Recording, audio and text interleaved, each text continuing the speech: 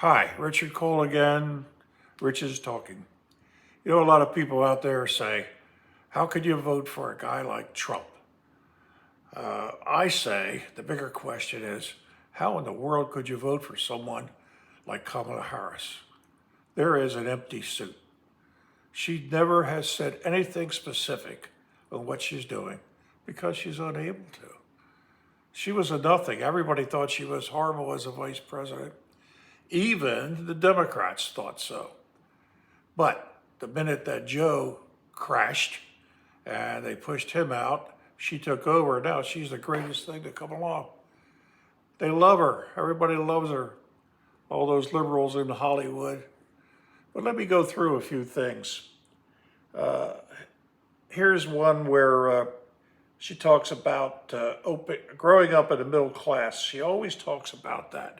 When somebody asks her a specific question, she never answers it. When we talk about bringing down prices and making life more affordable for people, what are one or two specific things you have in mind for that?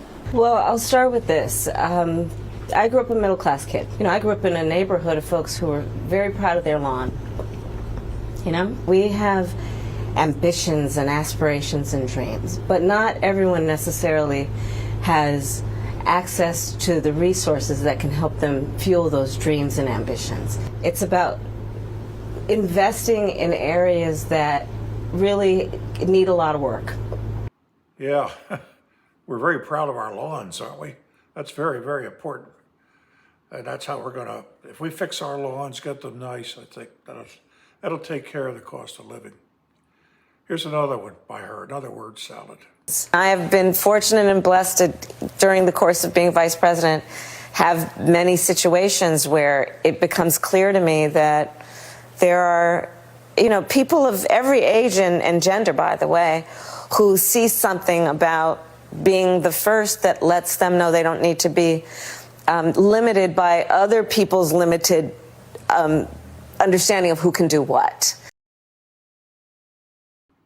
I don't even know how to react to that one. WTF is right. This next one, come on, Kamala, give us something that shows us you could be president. Here you go. I grew up understanding the children of the community are the children of the community. And we should all have a vested interest. Let's see if I understand that. Children of the community are children of the community. Did I get that right? That's a little confusing. But here we go with another one that's very interesting. As president, I will take on the high costs that matter most to most Americans, like the cost of food.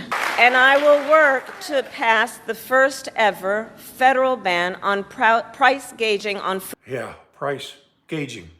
She's beginning to sound like Biden now.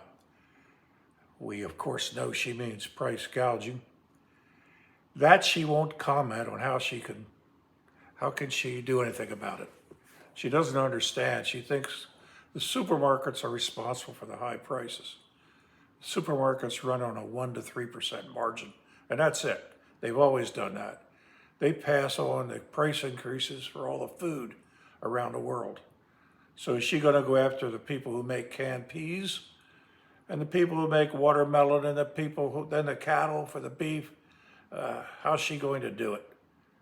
She doesn't understand it. You can't put price controls in. It doesn't work in a free capital society. Supply and demand always takes care of it. When people say the prices are too high, they will stop buying. And what will happen is the supply will increase. When the suppliers realize they've got all of this inventory, they will reduce prices. That's how it works. Always has, ever since the founding of this country. Now the Democrats every once in a while want to mess with it. But no, it won't work.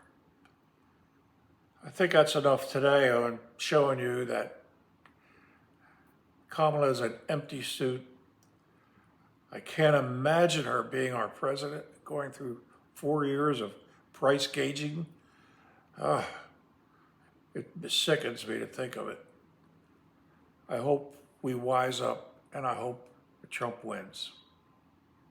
Thank you. Goodbye.